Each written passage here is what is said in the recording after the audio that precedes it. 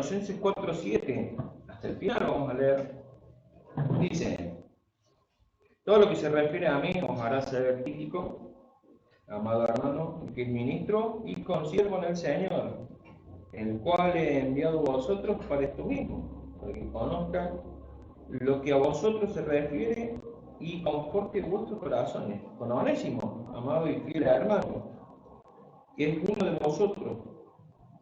Todo lo que pasa acá os hará saber. Aristarco, mi compañero de prisiones, os saluda, y Marco, el sobrino de Bernabé,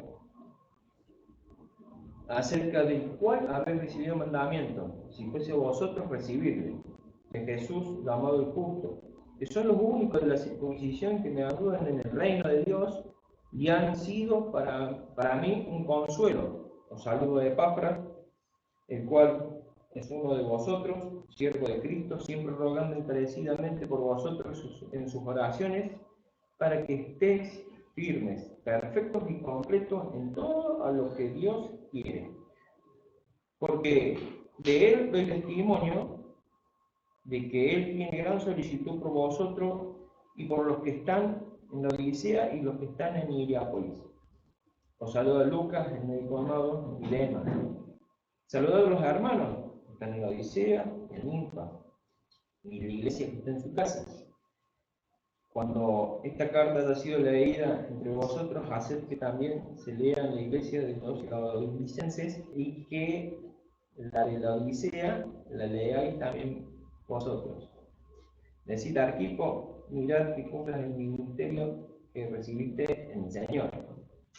La salutación de mi propia mano, de Pablo, acordado de mis prisiones, la gracia sea con vosotros. Amén. Vamos a orar. Padre Santo que estás en los cielos, te pido, Señor, que me estés usando, que tú des el mensaje que tienes que dar, Señor. Que sea de bendición para todos nosotros. En el nombre de nuestro Señor Jesús. Amén. Bien, hermanos. Si algo podríamos decir de estos últimos versículos cuando se está cerrando la carta de Colosenses, es que vamos a encontrar miembros colaboradores, amigos y familia en Cristo.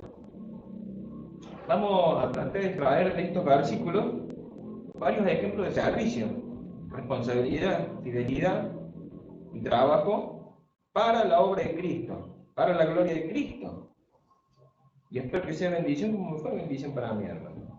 Vamos a empezar entonces con los versículos 7, 8 y 9. Vamos a ver cuántos nombres hay acá. Hay muchos nombres. Vamos a ver un poquito el trasfondo de cada uno de ellos. Entonces vamos a ver, como vimos vamos a ver en el capítulo 7, 8 y 9. Entonces dice: todo lo que se refiere a mí os hará saber Tíquico, amado hermano y ministro y consiervo en el Señor, el cual he enviado a vosotros para esto mismo, para que conozcan lo que a vosotros se refiere y conforte vuestros corazones con Onésimo, amado y fiel hermano, que es uno de vosotros, y todo lo que pasa acá, todo lo que acá pasa, os hará saber. Como veremos, ellos dos habían sido encomendados para llevar las cartas y vamos a ver qué pasa con Onésimo, por qué va Onésimo también.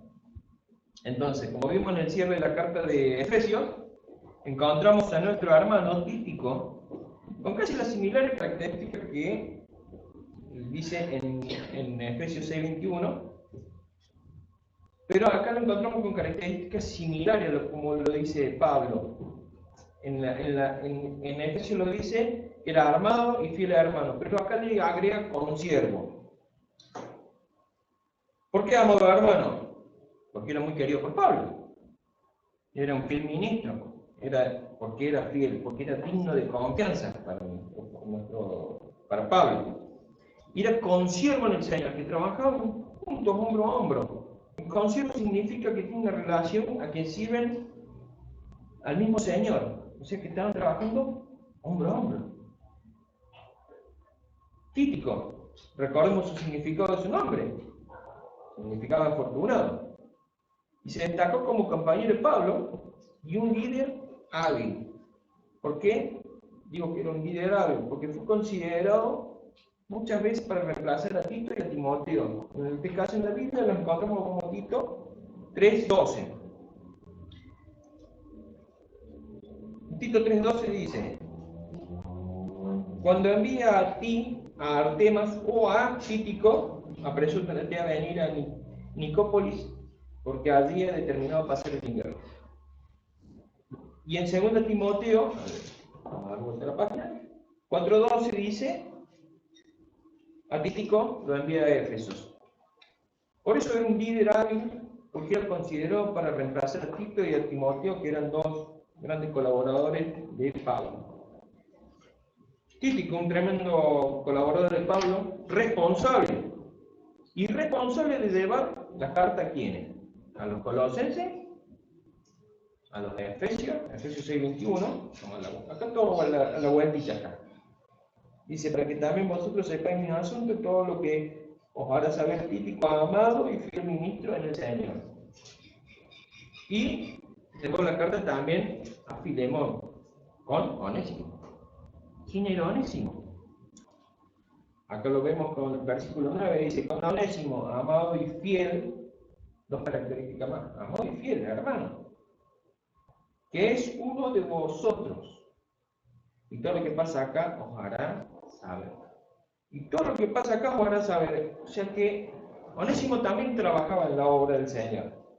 Eso es lo que está diciendo. ¿Pero quién era Onésimo? Era un esclavo que le robó y defraudó a su amo. ¿Y quién era su amo? Filemón. Por eso escribe la carta a Filemón. Entra a través de circunstancias que no se revelan en las Escrituras. Onésimo conoce a Pablo y llega a los pies de Cristo. Este nuevo hermano, Onésimo, significa útil. Era un nombre que se le daba a los esclavos en esa época, era porque era muy útil. Y se le daba, era un nombre muy común a Onésimo.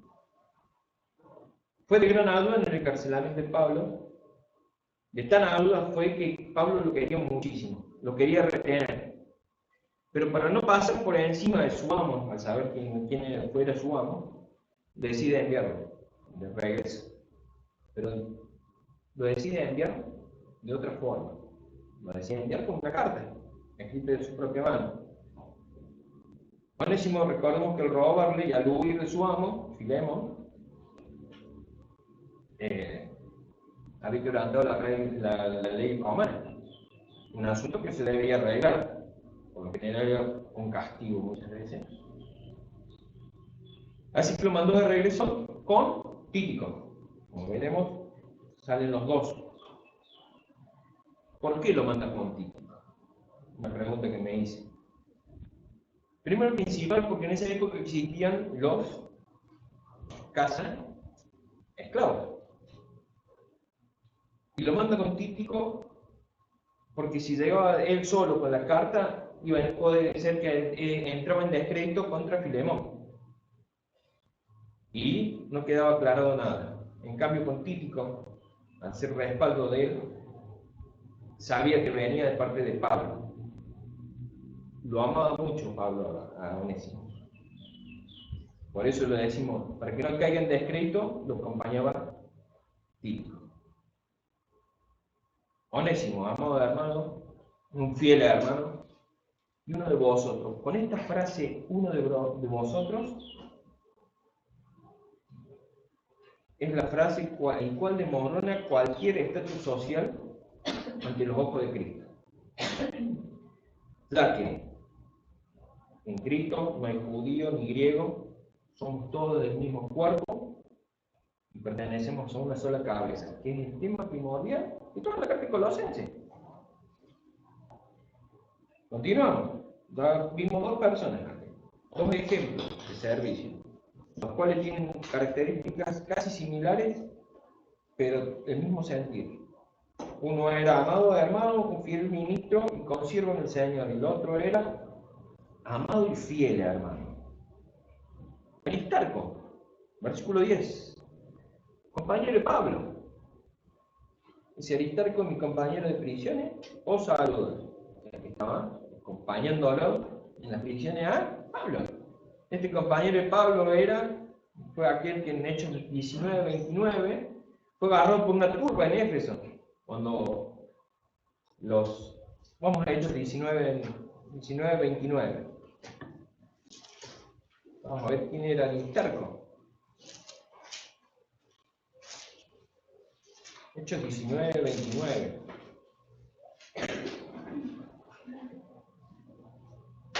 Este alboroto en Éfeso pasó porque un platero vio caer su ganancia, por el que el nombre de Cristo aplacaba todas esas imágenes, y se enojaron en contra de Pablo. ¿Y qué pasó? 29.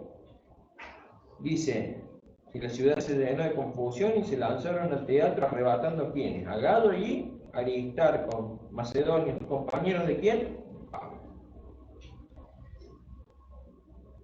Hombro a hombro, luchaban hombro a hombro. Acompañó a Pablo en a su viaje en Jerusalén, y en su travesía a Roma. Hechos 27.2. Vamos a fundamentar por qué digo esto. 27.2 dice: y embarcándonos en una nave adramienta, perdón hermano, me confundo siempre con esta palabra, en una nave adramitena, siempre se me confunde, que iba a tocar puertos en Asia, zarpamos, estando con nosotros, Aristarco, macedonio de Tesalónica. Lo acompañó en la travesía a Roma. Y este compañero de prisiones era por causa del Evangelio. Como veremos, venimos viendo diferentes trasfondos de diferentes hombres de Dios y cómo van llegando a los pies de Cristo. Cómo trabajan cada uno responsablemente a pesar de las adversidades. Y lo vamos a ver con el que continúa. Versículo 10. Dice: Aristarco, mi compañero de prisiones, os saluda, y Marcos, el sobrino de Bernabé, acerca del cual habéis recibido mandamientos, si fuese a vosotros, recibirle. Juan Marcos. ¿Quién era este muchacho?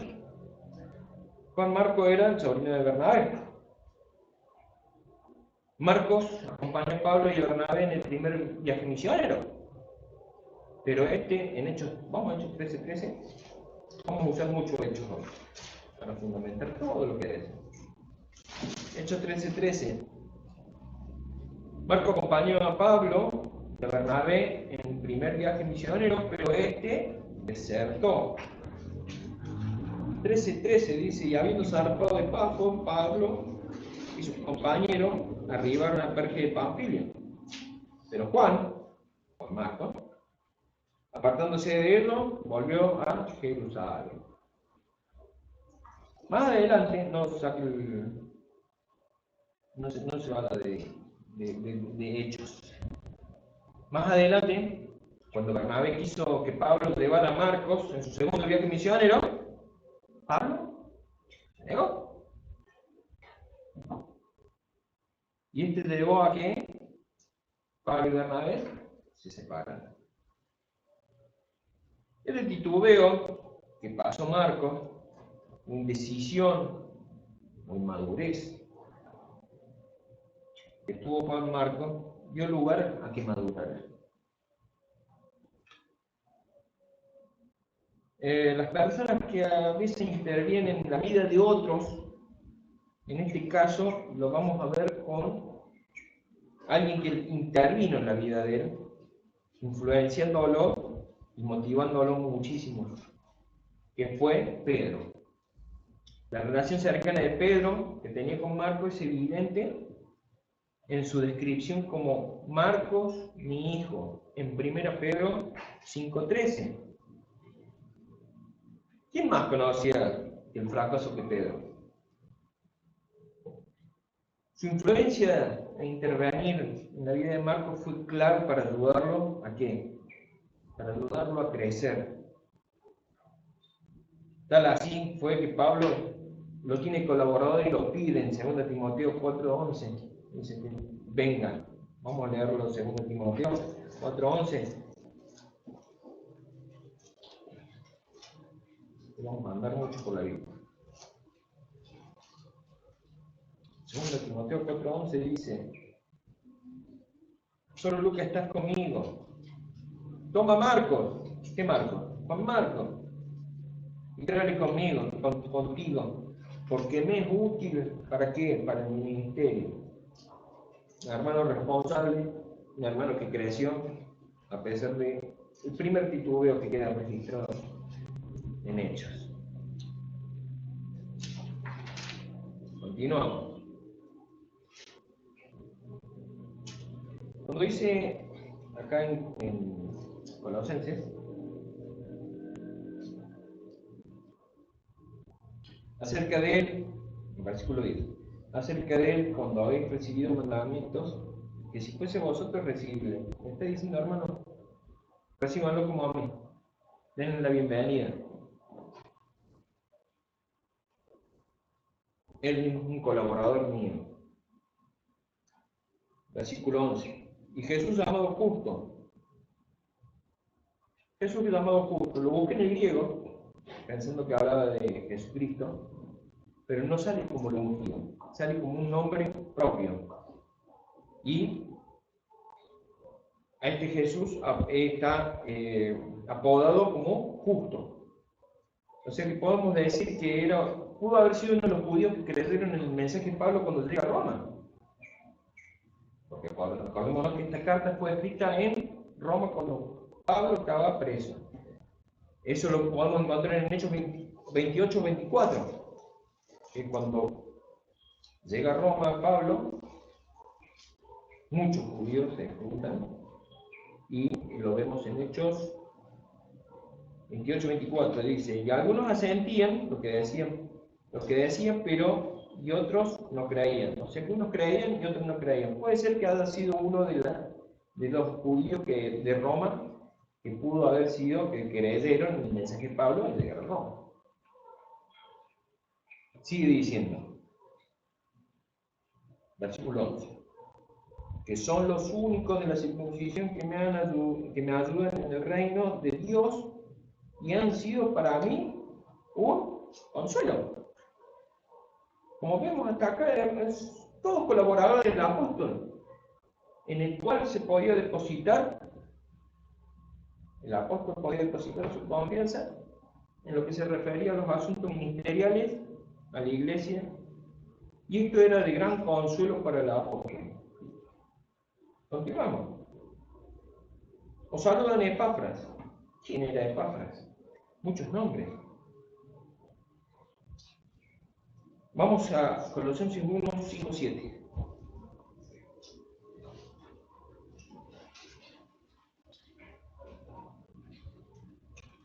Vamos a ver quién era Epafras. 1, 5, 7. Dice, a causa de la esperanza que os está guardada en los cielos, en la cual habéis oído por palabra verdadera del Evangelio, y ha llegado hasta vosotros, así como todo el mundo, y lleva fruto y crece también en vosotros, desde el día que oísteis y conocisteis la gracia de Dios en verdad. 7. Como habéis aprendido de quién, de Epafras, nuestro consiervo amado, es un fiel ministro de Cristo. ¿Para quién? ¿Para él? No, para vosotros. Es un consiervo amado, fiel ministro. ¿Para quién? Para vosotros, hermanos. Entonces, nos vamos a ubicar en el contexto histórico. La iglesia de Colosas comienza durante el ministerio de Pablo en Éfeso. Ministerio que dura 3 años, en Hechos 19. Repasar después, acuérdense de Hechos 19. Pero su fundador no fue Pablo. Recordemos que Pablo nunca pasó por Colosas, sino que aparentemente fue Epafras, como lo fundamenta acá en 5, 7. 5, de 5 al 7.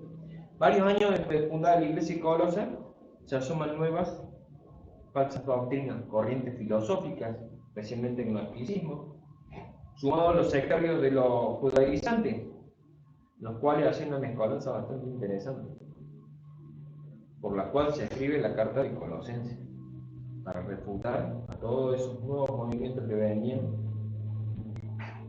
para desacreditar el tema principal, que tiene la carta de Colosenses. Y vamos a recordar cuál es el tema principal que tiene la carta de Colosenses. Cristo es la cabeza del cuerpo. Y Efesios usa las mismas similares palabras que en Colosenses, pero en Efesios hablamos de que la iglesia es el cuerpo de Cristo. Acá hablamos de la cabeza, que es Cristo. Enterado Pablo de esta situación de las nuevas y falsas doctrinas que se venían, motivo por el cual, inspirado por el Espíritu Santo, refuta estas doctrinas y establece el tema principal de la carta, que es Cristo la cabeza de la iglesia. Epafras, siervo de Cristo, también se lo nombra acá, pastor de la iglesia de Colosas, siempre, vamos a ver, vamos de vuelta a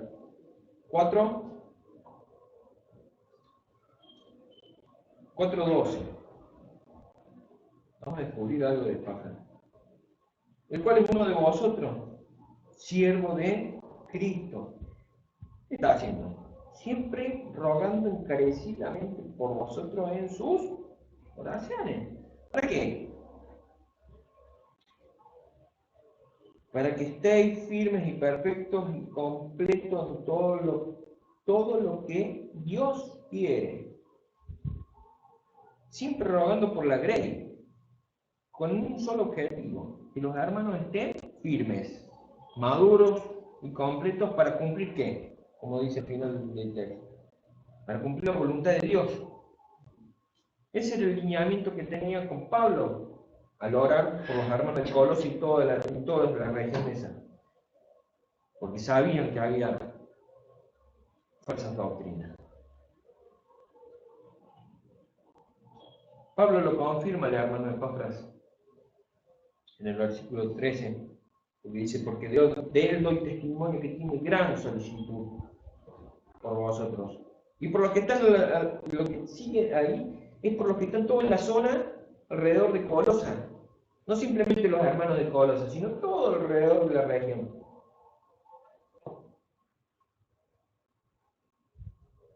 ¿Para qué? Para que estén firmes. 3 cosas: firmes, maduros y completos. La meta para los hermanos en toda esa región, la meta que tenía de orar específicamente Epafras, la tenía Pablo también. Eso lo vemos del 1 al 28 hasta el 2:2 en la carta de Colosenses. Tenían un lineamiento objetivo en las oraciones. Y no pedían cosas materiales, sino que pedían que los hermanos estén firmes en Cristo, maduros en Cristo y completos en Cristo. ¿Para qué? Con un objetivo: para cumplir la voluntad de Dios, para que sean llenos, para que no sean engañados. Continuamos. Versículo 14. Os saluda Lucas, el médico amado, y Demas. Lucas. ¿Qué Lucas? Lucas, amigo, colaborador y médico personal de Pablo, que lo acompañó en medio de muchos viajes misioneros. Este es aquel Lucas que escribió el Evangelio de Lucas y Hechos de los Apóstoles. Demas, un hombre que demuestra un compromiso. Y es triste lo que pasa acá. Vimos a Marco que al primer titubeo, y porque Dios es muy grande en darle a alguien para que invierta su vida y reconocer que Cristo es todo, él crece. Pero en este caso, a mí me pone muy triste lo que habla con Flor habla, de ver que trabajar hombro a hombro y lo que pasa más adelante, porque era un hombre que demostró un compromiso con la obra del Señor. Y lo vamos a ver en Filemón 24, que dice, mis colaboradores, y aparece Demas. Pero acompáñame a 2 Timoteo 4:9. ¿Qué pasó? ¿Qué pasó? A mí personalmente me entristece mucho. ¿Qué pasó con este hermano? Segunda Timoteo 4:9. Dice, procura venir pronto a verme. Versículo 10. Porque Demas me ha desamparado amando a este mundo y se ha ido a Tesalónica. ¿Qué pasó, hermano? No le produce tristeza, a mí me produce mucha tristeza saber esa parte. Pero lo vamos a ver en este momento, que era un hombre que demostró un compromiso con la obra del Señor. Continuamos. Saluda. Hasta acá llegamos con los colaboradores directos que estaban ahí, con Pablo. Y ahora vienen unos ciertos mensajes para dos personas, pero que también son colaboradores. Saludad a los hermanos que están en la Odisea, y a Ninfas, y a la iglesia que está en su casa. Ninfa, una hermana, la iglesia se congregaba en su casa. Se congregaba en la casa de esta hermana, la iglesia. ¿Era de utilidad?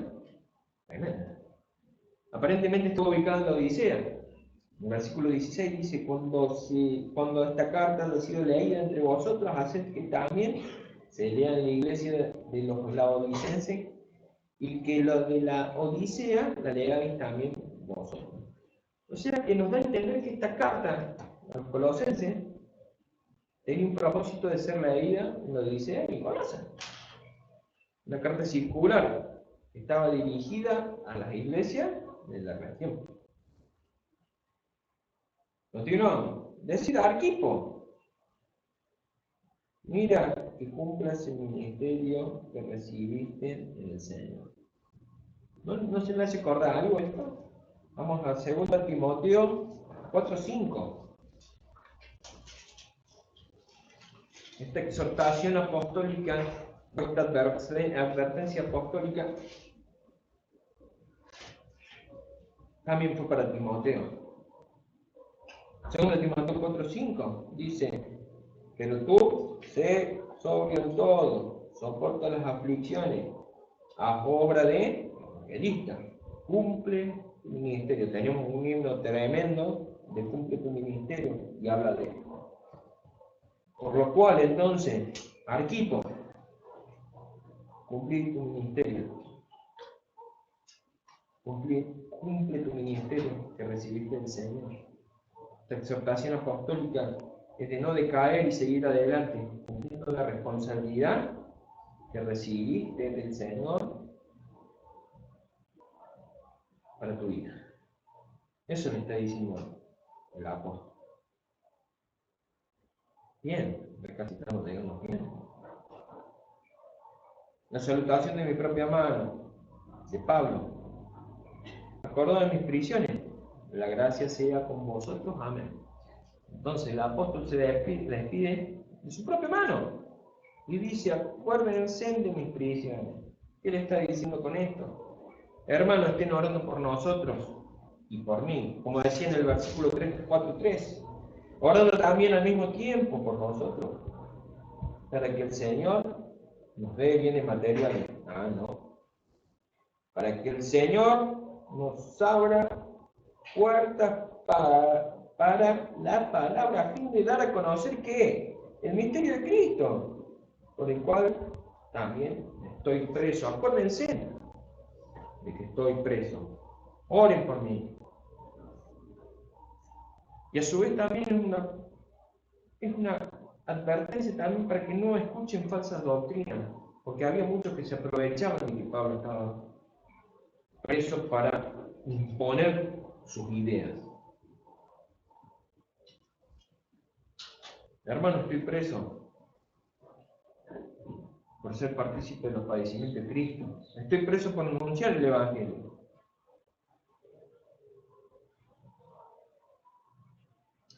Vimos muchos. 10 nombres vimos. Títico, Onésimo, Aristarco, Marco, Jesús el Justo, Epafras, Lucas, Demas, Ninfa, Arquipo. Hay algo que me olvidé de decir, que Arquipo que era probablemente el hijo de Filemón. Eso lo vemos en Filemón 2, pero lo vamos a ver mucho más adelante cuando veamos la carta de Filemón. Hay algo, tienen en particular todos estos nombres. Y si usted ha escuchado, todos estaban trabajando. Todos eran responsables. Todos estaban involucrados en la obra. ¿Todos estaban trabajando? Sí. Títico y Onésimo iban encomendados a consolar los corazones de los hermanos y llevar las cartas. Pero cumplían que eran fieles, amados con siervos. Eran responsables, llevaban noticia. ¿Cómo será que fueron tan responsables que tenemos la carta de Colosenses? Tenemos la carta de Efesios, tenemos la carta de Filemón. ¿Cumplieron su ministerio?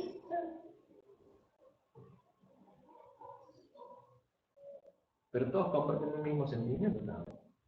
Aristarco, Marco, Jesús Justo, compañero de prisiones, Jesús Justo, colaborador. Su compromiso con la obra de Dios reconfortaba y consolaba a Pablo. Estaba luchando por el Evangelio. Y Epafras, responsable, era un ministro. Y al estar con Pablo en prisión, se dedicaba a orar sin cesar por los hermanos. Le pesaba la responsabilidad como un pastor. Oraba e intercedía, no solamente por los hermanos, sino por todo lo de la región. Ninfa. Vamos, Lucas y Demas, colaboradores directos de Pablo. Para trabajaban. Ninfa trabajaba en su casa, era hospedadora de la congregación. Hospedaba la iglesia en su casa. Arquipo estaba trabajando, pero recibe una advertencia amorosa. Le dice Pablo, cumple tu ministerio.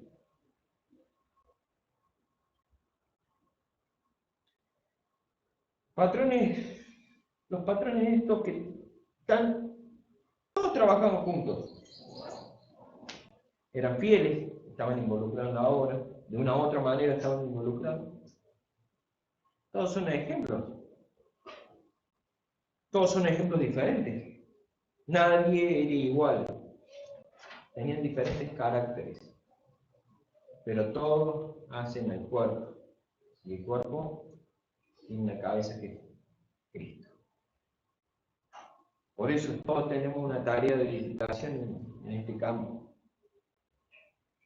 Pero siempre recordemos que la cabeza de todo esto es Cristo. Bueno, llegamos hasta acá y vamos a hacer un repaso corto. Así que les voy a pedir que abran su Biblia en Colosenses 1 y vamos a hacer un repasito de qué vimos en todo este tiempo en Colosenses.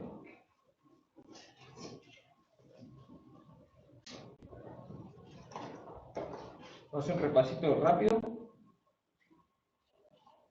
¿Qué vimos en Colosenses? ¿Quién fue el autor de esta carta? Pablo. ¿A quién fue dirigida esta carta? A la iglesia de Colosas. El propósito de esta carta era para animar y exhortar y enseñar a los hermanos, a los creyentes. Y también para contrarrestar errores doctrinales.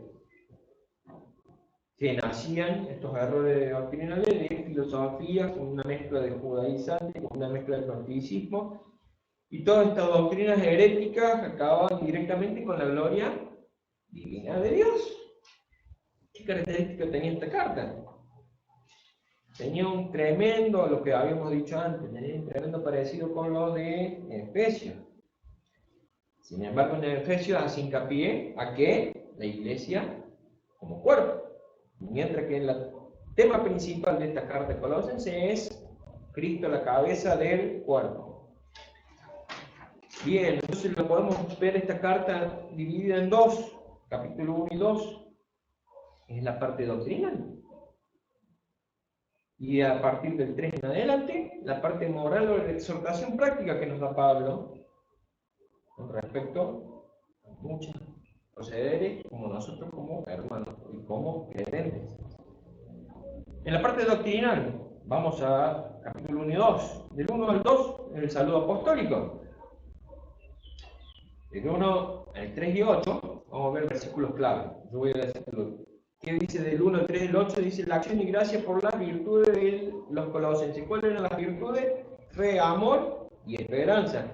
Que lo vemos en el 4 y 5. Dice así, habiendo oído de vuestra fe en Cristo Jesús y del amor que tenéis los unos a los otros, a causa de la esperanza que os guarda en los cielos, que de la que cual habéis oído por la palabra verdadera del Evangelio. Entonces, del 1 al 3 al 8, la acción de gracia por las virtudes de los hermanos de Colosas. Después del 1 al 9 al 11, la intercesión de Pablo por el crecimiento espiritual de la iglesia, versículo 9. Por lo cual también nosotros, desde el día que oímos, no cesamos de orar por vosotros. Del 12 al 23, del 1, la obra de Cristo, su divinidad y poder creador. Versículo 15. Él es la imagen del Dios invisible, el primogénito de toda creación. Después del 24 al 2.7, la revelación del misterio del Evangelio. Versículo 27, a quienes Dios quiso dar a conocer las riquezas de la gloria de los misterios entre los gentiles, que es Cristo en vosotros, la esperanza de gloria. Todo esto es la parte doctrinal, del 2 al 8 al 15, la plenitud de la vida en Cristo. Y del 16 al 23, somos libres en Cristo y libres de los ceremonialismos, en donde se nos advierte también sobre estos dos últimos puntos, se nos advierte de peligro de filosofías humanas, falsas doctrinas, misticismo falso, ceremonialismo y todas las doctrinas que desplazan a Dios. En la segunda parte lo vemos desde que vendría a ser la exhortación práctica, la exhortación moral, para que está puesto para ayudarnos a nosotros en nuestro andar, para ponerlo en práctica. Hablamos del 3, del 1 al 4, la posición que tenemos nosotros como creyentes, hijos de Dios, que somos muertos en Cristo, resucitados con Cristo y escondidos y guardados con Cristo. Qué tremenda posición que tenemos. Como dice 3.1, si habéis resucitado con Cristo, buscad las cosas de arriba, donde está ¿quién? Cristo, sentado a la diestra de Dios, y poner, miremos, las cosas de arriba, no las que están en la tierra. 3, porque habéis muerto, y vuestra vida está escondida con Cristo en Dios. 4, cuando Cristo, vuestra vida se manifieste, entonces nosotros también seréis manifestados con Él en gloria. Tremenda posición tenemos por ser hijos de Dios, por haber creído en Cristo. 3, del 5 al 17, la transformación del creyente. Versículo clave, 12. Dice, vestidos, pues, como escogidos del Dios santo, llamados y de entrañable misericordia y de benignidad, humildad, mansedumbre, de paciencia. 13. Soportados unos a otros, perdonándoos unos a otros si alguno tuviere queja contra otro, de la manera que Cristo os perdonó, así también hacedlo entre vosotros. Transformación del creyente, como empieza desde el 5, hacer morir. Más adelante dice, dejando de hacer. Más adelante dice, vestidos. Y que la paz de Dios gobierne sobre nuestra vida y ser agradecidos. Todo eso lo encontramos desde el 3 al 5 al 17. También tenemos deberes sociales. Los deberes sociales estos son del 13 al 18 al 4 al 1. Eso lo estuvimos viendo hace poco, pero está fresquito el tema. Nos muestra cómo debemos ser y actuar, tanto como esposos, maridos, hijos, como padres, como empleados y empleadores. Versículo 23. Pero todo lo que hagamos en estos deberes sociales, hacerlo de corazón, como para el Señor y no para los hombres. 4. Capítulo 4. Lo estuvimos viendo de la semana pasada. Nuestra conducta para con. Para con el Señor, para con los demás, para con el mundo. Versículo 2. Para el Señor. Perseverar en oración, velando en ella con acciones de gracia. Para con los hermanos. 3 y 4. Orando también al mismo tiempo por nosotros, para que el Señor nos abra puertas para la palabra, a fin de dar a conocer el misterio de Cristo, por el cual también estoy preso, para que lo manifieste como debo hablar. Y para con el mundo, 5 y 6. Andad sabiamente con los de afuera, redimiendo el tiempo. Sea vuestra palabra siempre con gracia, sazonada con sal, para que sepáis cómo debéis responder a cada uno. Y las salutaciones finales que la vimos hoy. Ya con esto cerramos Colosenses y empezamos la semana que viene con la primera epístola del apóstol Pablo a los tesalonicenses. Y lo que vimos hoy, las salutaciones finales, en donde vimos este propósito del mensaje de trabajar responsablemente para la obra de Dios. Y me remito, como dice la Escritura, en 2 Timoteo 2:15. Procura con diligencia presentarte a Dios como que, como obrero.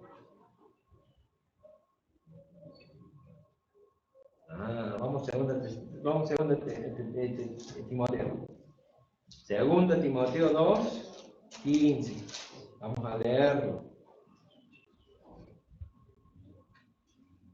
Dice así: procura con diligencia presentarte a Dios aprobado.